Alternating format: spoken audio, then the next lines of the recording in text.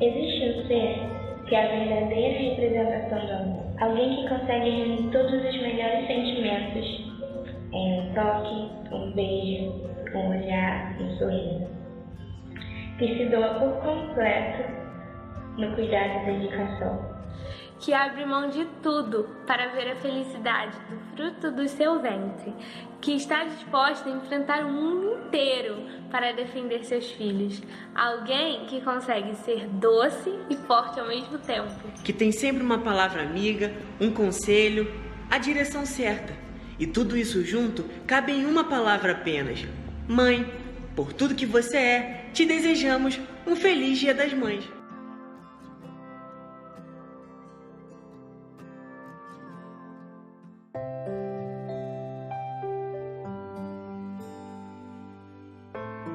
O que eu gostaria de falar pra minha mãe hoje é que eu amo muito, muito, muito ela mesmo, e sem ela eu não estaria nesse mundo. E eu também não chegaria onde eu cheguei. Te amo, mãe. Aliás, mãe, você é incrível, forte, trabalhadora, cabeça quente? Sim, talvez, mas eu te amo do mesmo jeito. Sei que o vazio que minha avó deixou não tem como ser preenchido, mas espero que a nossa família minimize essa dor. Feliz Dia das Mães. Oi, mãe, obrigado por ser minha mãe. Te amo muito e feliz Dia das Mães. Uma coisa que eu nunca disse pra minha mãe é que ela que é minha motivação pra crescer na vida, pra fazer provas, ela é minha motivação pra tudo, tá ligado? Ela é... Te admiro pela sua força, te admiro pela sua sabedoria, pela sua determinação. Mãe, você é a melhor mãe do mundo, mãe. Você é uma referência pra mim, eu sempre falo as coisas pra você todos os dias, que te amo. Um dia eu quero cozinhar igual a você. A senhora sempre foi a minha melhor amiga e que eu sempre te amei e que a senhora sempre vai estar no meu coração. Se eu fosse pra escolher outra mãe, eu não escolheria outra, não. Eu seria você. Obrigada por todas as batalhas que você lutou comigo, por todas as coisas que você enfrentou por mim, também pelo meu irmão. Eu amo ela, às vezes eu fico com vergonha de falar isso, não sei se todo mundo é igual eu assim. Eu nunca vou esquecer dela quando eu fazia maior de idade, nunca vou esquecer dela. Por onde a senhora passa, a senhora deixa a marca de Jesus na vida das pessoas. Te amo muito, te admiro muito, muito obrigada por tudo. Você é o presente mais precioso que eu posso ter na minha vida. É o maior tesouro. Ela é mamãe, aquela amiga que briga comigo, mas eu sei que é pro meu bem. Obrigada por tudo que você faz por mim. Sempre que eu ouvi a senhora tá lá orando, a senhora tá lá falando da Bíblia, tá sempre no meu pé, puxando na orelha.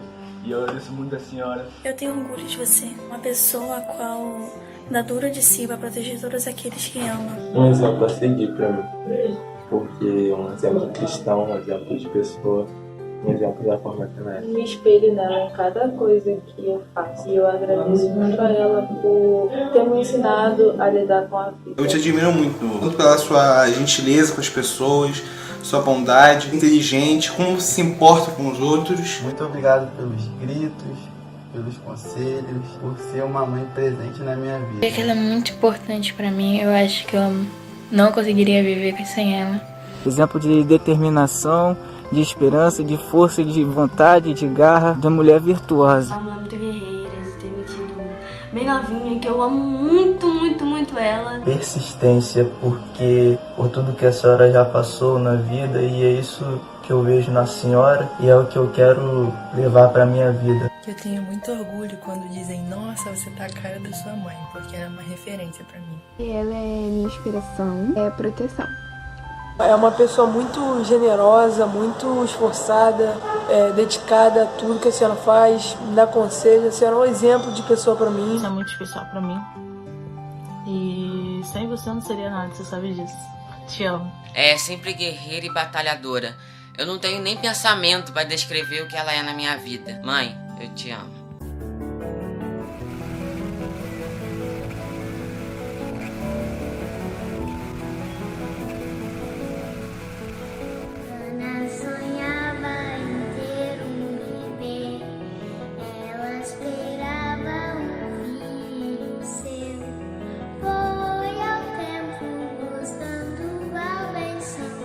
Deus ouviu lá do céu e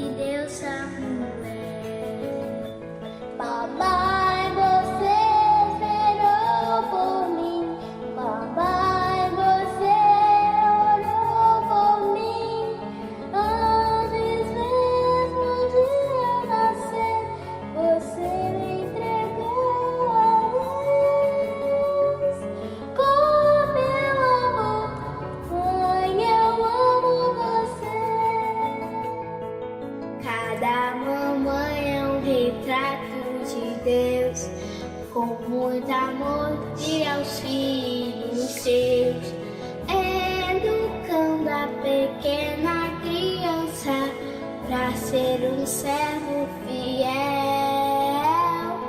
como foi Samuel. Mamãe, você esperou por mim.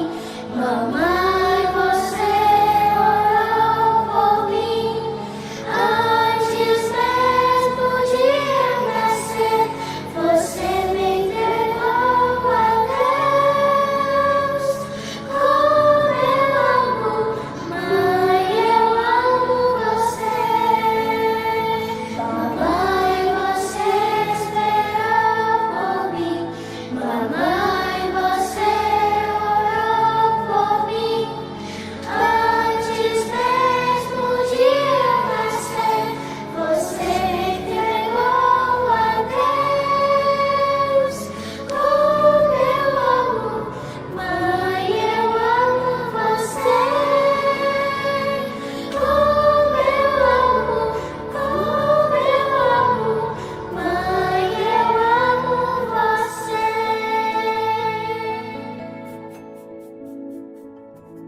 A graça e a paz do Senhor esteja com todos vocês. Que bom que estamos juntos mais uma vez para meditarmos na palavra do Senhor. Esse é o mês em que nós estamos focados na família. Família, lugar de refúgio, lugar de apoio, segurança e proteção. Hoje eu quero meditar com você no tema relacionamentos saudáveis. E para isso, convido que você acompanhe a leitura que eu estarei fazendo em Gênesis, capítulo 45, dos versos 1 a 5. Diz assim a palavra do Senhor. José não conseguia mais conter-se diante de todos os parentes. Então falou em alta voz: fazei com que todos saiam da minha presença, e ninguém ficou com ele quando se revelou a seus irmãos. E levantou a voz em choro, de maneira que os egípcios o ouviram, bem como a casa do faraó. Então José disse a seus irmãos: eu sou José, meu pai ainda vive? E os seus irmãos não conseguiam responder-lhe, pois estavam perplexos diante dele. E José disse mais aos seus irmãos: aproximai-vos. E eles se aproximaram. Então prosseguiu: eu sou José, vosso irmão, a quem vendestes para o Egito. Agora não vos entristeçais, nem guardeis remorsos, por me terdes vendido para cá, pois foi para preservar vidas que Deus me enviou adiante de vós. Relacionamentos saudáveis. O saudoso Dr. Russell Shedd, ao observar as famílias no contexto da pós-modernidade, certa vez afirmou: o lar passou a ser para muitos um campo de batalha, em vez de um lugar de refúgio que acolhe o cônjuge cansado da luta diária e que abriga um ninho seguro para os filhos. Dr. Russell Shedd, ao observar esse contexto social que estamos inseridos e ver a família, o desenvolvimento das famílias, viu que a família estava deixando de ser esse lugar de refúgio e transformou-se em muitas realidades um campo de batalha. Quando a família deixa de cumprir sua função de ser esse lugar de refúgio, muitas pessoas passam a buscar os atalhos ou pensam que algumas outras circunstâncias funcionariam como refúgio, tais como o álcool, outros preferem as drogas, outros os jogos, outros a sexualidade deturpada, que muitas vezes é divulgada em larga escala, as compras em excesso, o comer demais, também o trabalho em excesso, etc. Um dos grandes desafios para fazermos nossas famílias esse lugar de refúgio, lugar de apoio, segurança e proteção, é a manutenção dos relacionamentos saudáveis. Isso não é fácil, nunca foi fácil, mas é muito recompensador. Vale a pena investir nos relacionamentos saudáveis. Uma família normal enfrentará na jornada problemas que podem atingir os que moram na mesma casa, Pais com seus filhos, às vezes uma outra pessoa que convive, às vezes um sobrinho, ou mesmo uma sogra, um sogro, ou uma mãe, ou um pai, enfim. Ou até mesmo os da família estendida, como os tios, né, os primos, o genro, a nora. Então, essa família que caminha, essa família que enfrenta a jornada, ela muitas vezes vai enfrentar algumas adversidades, dificuldades em meio a esses relacionamentos. Para Gary Chapman, ele diz o seguinte: a vida é curta demais para ser vivida à base de relacionamentos problemáticos. Que afirmação sábia! A nossa vida é muito curta. Nós precisamos valorizar então cada dia, valorizar cada momento e valorizar as pessoas que fazem parte dessa nossa jornada, principalmente a nossa família. Quando falamos de pessoas, terceiros, alguns fazem parte da nossa vida por um tempo, por alguns projetos, enquanto trabalhamos numa determinada empresa. Mas quando falamos de família, esses farão parte da nossa vida para sempre, até que a morte nos separe. Interessante observar que nós não podemos nos conformar com um estilo de vida pobre no que diz respeito aos relacionamentos. Nossos relacionamentos precisam ser saudáveis. E aí eu preciso concordar com o pastor Israel Belo de Azevedo quando ele afirmou que a maioria dos nossos problemas não resiste a alguns minutos de diálogo. Se é assim, se vamos concordar com o pastor Israel Belo, mãos à obra. Precisamos então trabalhar, precisamos conversar, precisamos sentar e acertar os pontos para que a nossa vida melhore cada dia, para que tenhamos relacionamentos saudáveis. Precisamos buscar viver relacionamentos saudáveis, que serão alcançados à medida que exercitarmos a capacidade de prosseguir, nutrindo corações generosos e perdoadores. É na caminhada, é demonstrando, é com atitudes, é com a capacidade de andar um pouco mais com o outro que nós vamos demonstrar que estamos seguindo essa direção. Entra em cena então o exemplo de José e sua família. Eles viveram num contexto social bem diferente do nosso. 1929 a 1860 a.C. Porém, alguns princípios que nós podemos extrair dos fatos dessa família são perfeitamente aplicáveis à nossa realidade hoje. Para melhor entendermos a história de José, ou o porquê, ou como José fez o que fez, no texto que nós lemos no início, nós precisaremos voltar um pouco na narrativa bíblica até os fatos ocorridos antes do nascimento de José, durante a infância de José, para que possamos entender bem o que aconteceu. E esses fatos estão narrados em Gênesis, no capítulo 27 até o 33.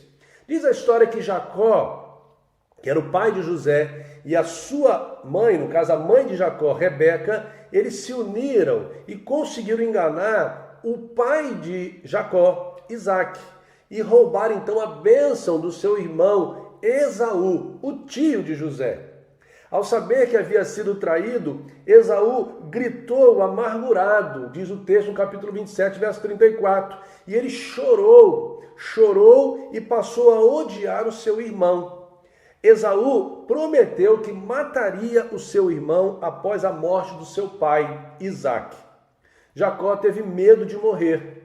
E ao ser avisado pela sua mãe, ele partiu e foi refugiar-se então na casa do seu tio Labão, que era irmão da sua mãe. E aí, ao chegar ali no contexto da casa do tio, ele conheceu a sua prima Raquel e por ela se apaixonou de um modo especial. E então Jacó fez um acordo com o seu tio para então trabalhar 7 anos para ter a mão da sua amada Raquel. E agora então o tio passou a ser um tio sogro, né? E ele assim trabalhou. E ao final desses 7 anos de trabalho, o seu tio sogro, ao invés de entregar a Raquel, a sua amada, entregou a irmã Leia, né? E ao entregar Leia, também entregou a sua serva Zilpa. E Jacó teve que conviver com aquela história, mas o seu coração era de Raquel. E aí ele combinou então com o tio, o sogro, a trabalhar mais 7 anos para ter a mão de Raquel. E assim fez, trabalhou e ao final ele também teve a permissão de levar Raquel e levou juntamente com a sua serva Bila. Destaque aqui que nós estamos aqui num contexto cultural muito diferente acerca desse relacionamento entre homem e mulher. Jacó teve 13 filhos, foram 4 mulheres. Ele teve Rubens, Simeão, Levi e Judá com Leia. Raquel achava que não poderia engravidar, então ela entregou Bila, sua serva, a Jacó, e com Bila ele teve Dan e Naphtali. E aí Leia achou que já não poderia também gerar mais filhos. E o que ela fez? Ela entregou a sua serva Zilpa, e com Zilpa, Jacó foi pai de Gade e Asser. E aí, para surpresa de todos, Leia voltou a engravidar. E ela teve então mais 3 filhos, Issacar, Zebulon e Diná. E finalmente Raquel engravidou e gerou José. E depois, mais à frente, ela foi e gerou Benjamim. Mas então Jacó seguiu viagem com suas mulheres e seus 12 filhos, depois de um certo tempo vivendo lá com o seu sogro. E ele ficou cerca de 3 dias do seu sogro, era a distância, e ele enriqueceu muito. Mas alguns conflitos começaram a acontecer entre o sogro, os cunhados. Então Jacó recebeu a ordem do Senhor para voltar para a terra dos seus pais. E Deus prometeu que seguiria com Jacó. Ao voltar então para a terra dos seus pais, Jacó passou a temer o reencontro com o seu irmão Esaú, aquele que havia ameaçado de matar por conta da traição. Jacó então enviou mensageiros para falar com Esaú, e esses retornaram com a seguinte notícia, dizendo que Esaú já estava a caminho com cerca de 400 homens. Jacó teve muito medo, ficou aflito, e ele então dividiu o seu grupo em 2, porque ele pensava o seguinte: se ele matar um grupo, o outro conseguirá sobreviver e poderá fugir. E ele orou a Deus, temendo por sua família, e ele então se preparou para o encontro, ele enviou vários presentes à frente para o seu irmão. Perceba que ele estava muito tenso com tudo que poderia acontecer. Jacó então viveu uma profunda experiência sobrenatural no Val de Jaboque, onde ele lutou contra o anjo e ficou ali sabendo que seu nome mudaria de Jacó para Israel. Jacó então se preparou para tudo e finalmente ele se encontrou com o seu irmão. É interessante observar os detalhes do texto que diz que ele repartiu seus filhos e colocou os filhos junto com cada uma das suas mães, e ali ele foi falar com Esaú, e antes de chegar a Esaú, diz o texto que ele se inclinou 7 vezes até falar com Esaú. E José, ele tinha ficado por último, ao lado da sua mãe Raquel. E o texto vai dizer que Esaú correu ao encontro de Jacó, abraçou, lançou-se ao pescoço, beijou Jacó, e eles choraram copiosamente. E então foi até os filhos de Jacó e conheceu cada um dos seus sobrinhos e mostrou muita bondade com a família de Jacó. Diz o texto que Jacó chegou em paz à terra de Canaã. E depois disso, Jacó ainda teve mais um filho, que foi Benjamim, que no parto morreu a sua amada Raquel. Essa é a história de Jacó. E é interessante observar que quanto às questões familiares, são trabalhadas então no âmbito do amor, graça, misericórdia, perdão. Quando o depósito de ira é esvaziado, o inimigo ele não encontra porta aberta para roubar os nossos tesouros em família.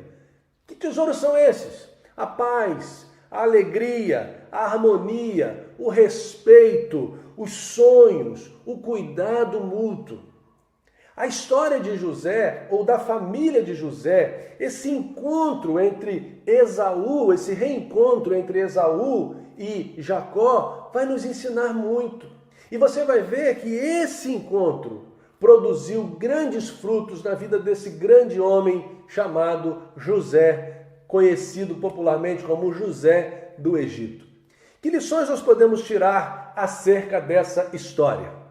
A história de José pode nos ensinar preciosas lições para que os nossos relacionamentos sejam saudáveis em família. E a primeira lição que eu quero compartilhar com você é a seguinte: não se deixe dominar pelas tristes histórias do passado. Aprenda a superar os seus problemas e seguir em frente. Não se deixe dominar pelas tristes histórias do passado. Aprenda a superar os seus problemas e seguir em frente. Observe que José viu que tudo o que aconteceu na sua vida tinha o aval de Deus.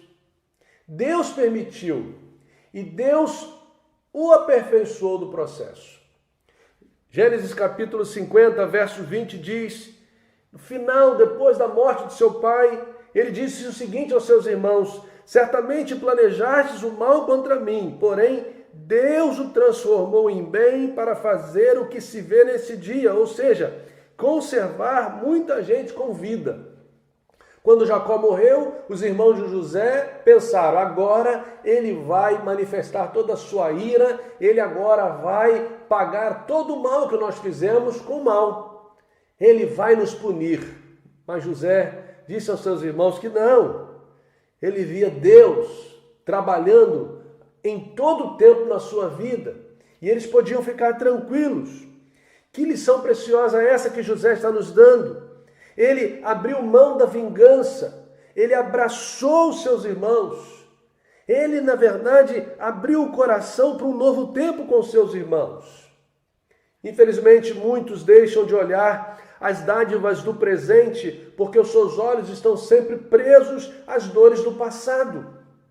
O resultado é uma vida amargurada, uma vida infeliz, uma vida de decepções, porque ficam o tempo todo remoendo as coisas do passado. Precisamos fazer como José.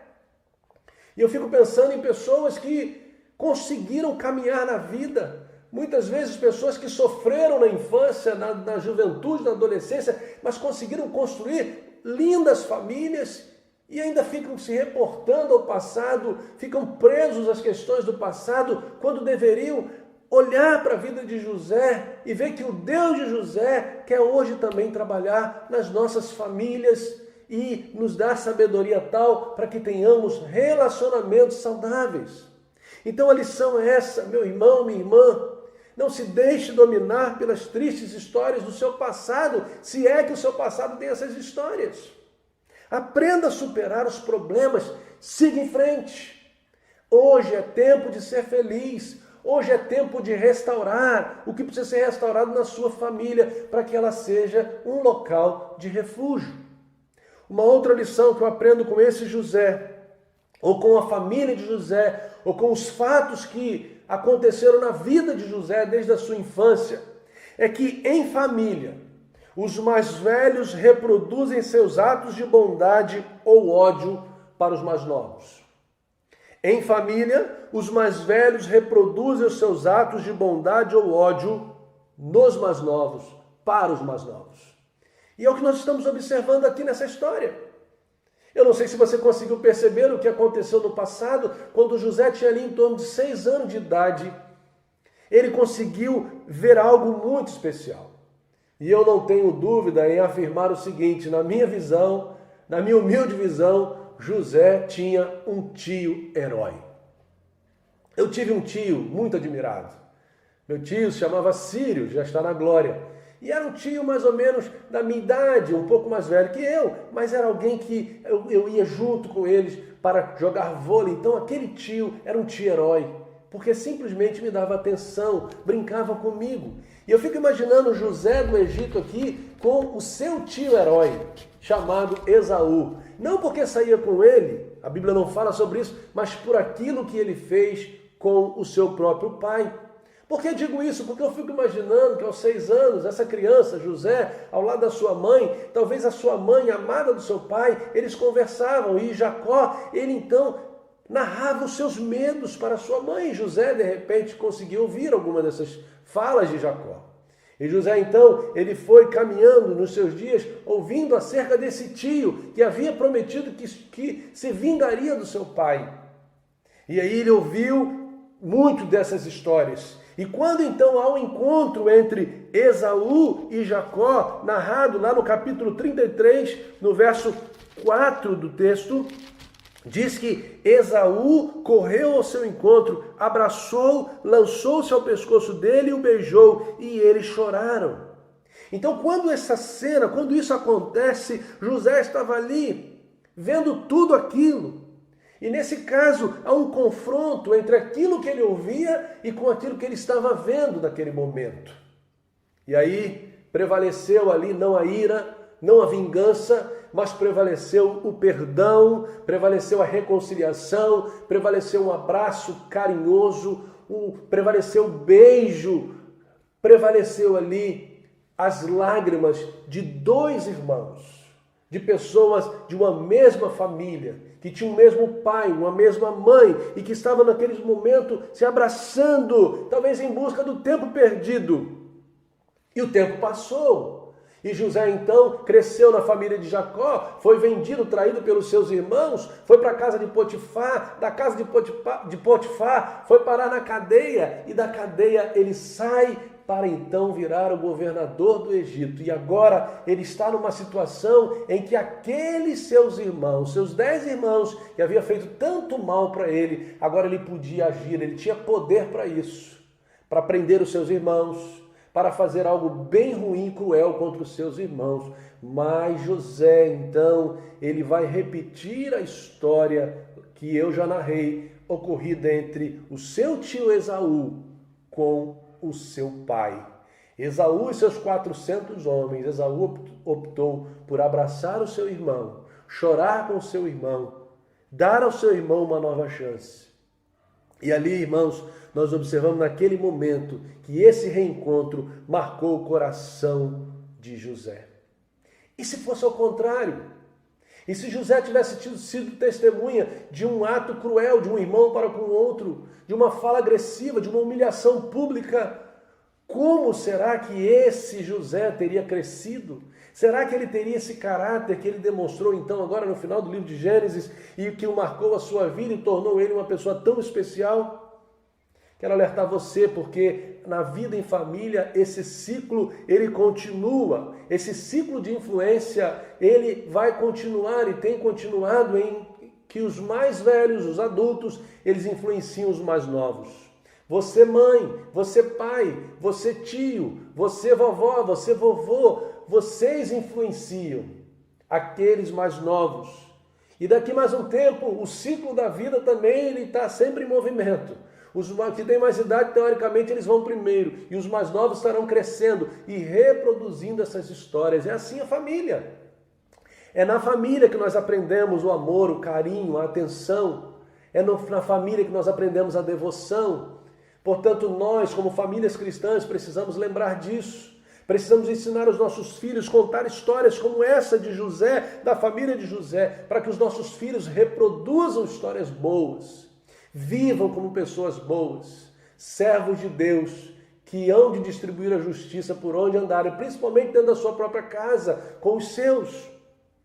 Nós precisamos optar por generosidade, precisamos optar pelo perdão, por mais difícil que seja, a andar um pouco mais, a nos calarmos, ao invés de agirmos com mesquinhez, com atitudes que demonstram amargura ou pior, a indiferença.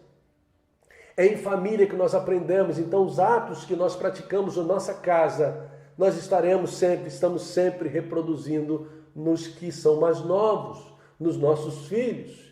E aquela célebre pergunta, ela não tem muito cabimento. A quem puxou essa pessoa? A quem puxou? Geralmente quando falamos isso, estamos nos referindo a alguém que está cometendo algum ato ruim. Raríssimas exceções, mas geralmente atos se aprendem no convívio do dia a dia. Precisamos atentar para isso. Então é tempo de resgatar, é tempo de restaurar, é tempo de jogar fora todo sentimento de amargura, sentimento ruim, falas agressivas e restaurarmos, olhando para Esaú, quando ele abraça o seu irmão e eles choram. É seu irmão, é seu irmão. Nós precisamos olhar para a nossa família com esse mesmo sentimento. Relacionamentos saudáveis. Esse é o desafio de todos nós. E nós estamos vendo no exemplo de José e de sua família, que José optou por olhar o momento, não ficar remoendo o passado. Observamos que no caráter de José ficou muito claro, revelado, que a experiência da sua família no passado marcou a sua vida. A generosidade do seu tio no passado também influenciou a sua vida de tal forma que ele demonstrou generosidade para com seus irmãos. E agora, para concluir a nossa reflexão de hoje, eu quero dizer o seguinte, que esse relacionamento saudável, para que haja um relacionamento saudável, nós precisamos compartilhar o nosso sucesso com os membros da nossa família. Então a lição é essa: compartilhe o seu sucesso com os membros da sua família. Precisamos fazer isso. É interessante observar que existem pais que podem ajudar os seus filhos nos momentos mais críticos da sua vida e não fazem. Alguns propositalmente não fazem. Ah, não, ele tem que conhecer as dores da vida, podendo ajudar os filhos, não fazem. E aí a vida continua e nós observamos que muitas vezes esses pais morrem, ficam por aí os bens, e agora esses bens eles estarão sendo distribuídos entre os próprios filhos, seus herdeiros, que é natural. Pensemos o seguinte: não seria muito mais interessante se esse pai, essa mãe, investisse na vida dos seus filhos enquanto eles mesmos estão vivos, para que eles pudessem, além de compartilhar do sucesso dos seus filhos, compartilhar da alegria, da generosidade ou da gratidão dos seus filhos por conta dos investimentos? Filhos também que muitas vezes vencem na vida, alcançam posições importantes na sociedade, esquecem dos seus pais ou esquecem dos seus avós. Precisamos compartilhar o nosso sucesso com os membros da nossa família. Isso é muito importante. A família saudável, ela tem um olhar atento uns para os outros. E nos relacionamentos saudáveis também nós vamos estar observando isso.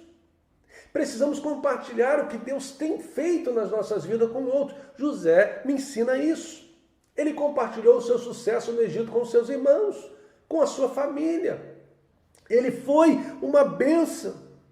Ele então promoveu a harmonia, a alegria, ele pôde ver isso. Observe na história o seguinte: José foi traído por 10 de seus irmãos. E quando ele então agora está no Egito e vem a sua família, ele recebeu cerca de 70 pessoas de sua família. É o que a Bíblia diz. Compartilhe então o seu sucesso com os da sua família. Você que é pai e mãe, você sabe que tem as fases. E uma das fases mais difíceis, talvez, de você compartilhar um pouco do seu sucesso, papai e mamãe, é aquela fase em que você tem a responsabilidade de prepará-los para que eles possam vencer no futuro.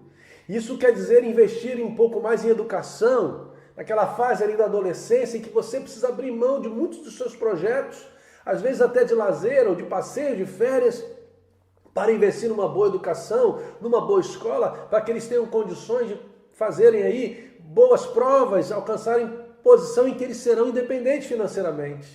É o maior presente que podemos dar para os nossos filhos.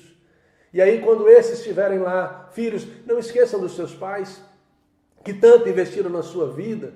Nesse tempo, é tempo de lembrarmos disso, dos nossos pais, orarmos, agradecermos a Deus, nossos pais. Meus irmãos, precisamos então investir em relacionamentos e precisamos sair em busca de relacionamentos saudáveis. Eu não sei como é que está a sua família, eu não conheço a sua família na intimidade. Nós, cada um, vivemos a nossa intimidade, a nossa realidade. O fato é que não é bom. Nós não podemos seguir com a nossa família sabendo que temos relacionamentos quebrados dentro da nossa própria família. Precisamos buscar a restauração, precisamos fazer como Esaú, dar o seu direito, abrir mão da vingança, abraçar o ente querido. Se possível for, devemos compartilhar o sucesso. Se necessário for, devemos compartilhar o nosso sucesso com aquele da nossa família. E não podemos esquecer que aquilo que estamos fazendo hoje, agora falo àqueles que têm mais idade, aquilo que nós estamos fazendo hoje será reproduzido no futuro na vida dos nossos entes queridos, dos nossos descendentes. Portanto, meus irmãos, a família precisa ser sim um lugar de refúgio, um lugar de apoio, um lugar de segurança, um lugar de proteção. No que depender de Deus, você pode ficar tranquilo. Ele está pronto a nos abençoar. Mas determinadas atitudes, ações, dependem de nós, de cada um que faz parte da família.